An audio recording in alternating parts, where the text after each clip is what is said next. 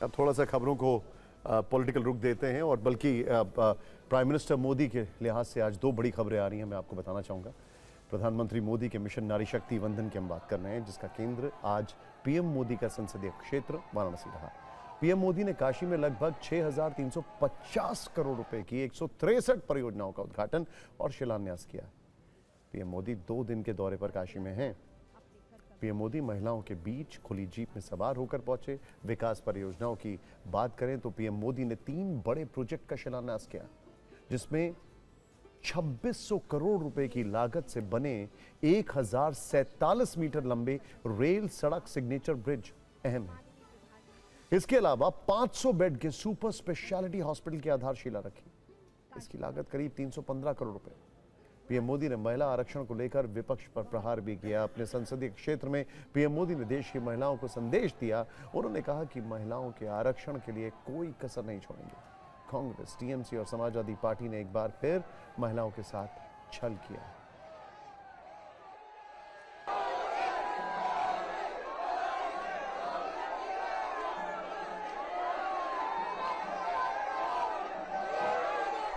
लोकसभा, विधानसभा में महिलाओं के लिए आरक्षण को लागू करना।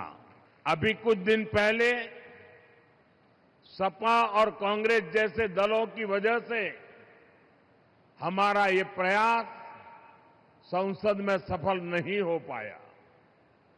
लेकिन मैं आप सभी बहनों को फिर से भरोसा देता हूं, आपके आरक्षण का हक लागू हो, इसमें कोई कोर कसर बाकी नहीं छोड़ूंगा।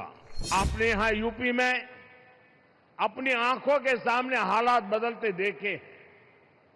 कुछ साल पहले तक जब यहां समाजवादी पार्टी की सरकार थी तो यूपी में बेटियों का घर से बाहर निकलना भी मुश्किल हो गया था। लेकिन अब बीजेपी सरकार में बेटियों के विरुद्ध गलत सोच रखने वाला अच्छे से जानता है कि उसका अंजाम क्या होगा।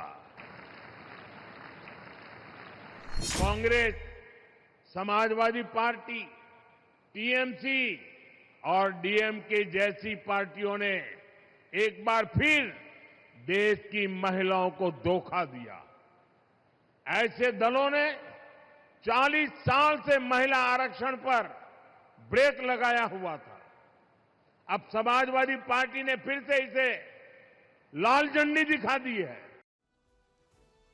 आपने प्राइम मिनिस्टर मोदी को कई बार पॉलिटिकल गोल स्कोर करते देखा होगा।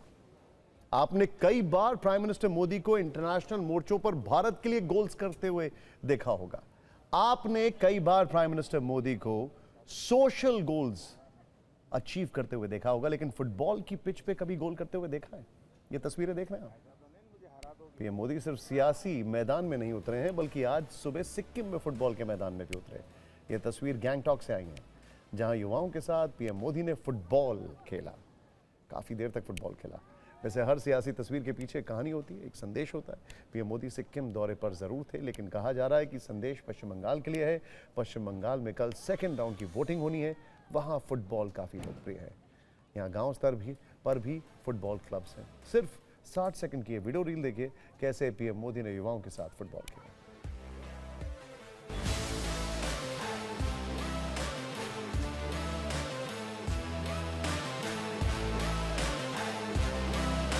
ये है आपकी ताकत है। आज मुझे क्या सिखाएंगे आप लोग? ऐसा तो नहीं मुझे हरा दोगे।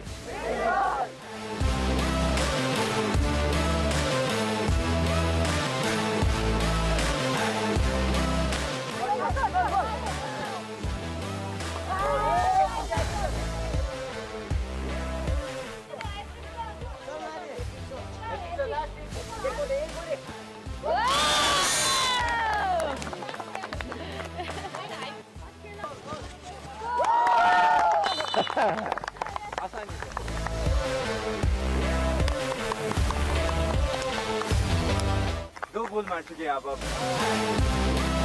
कमान फिर से एक हैट्रिक हो जाएगा सर।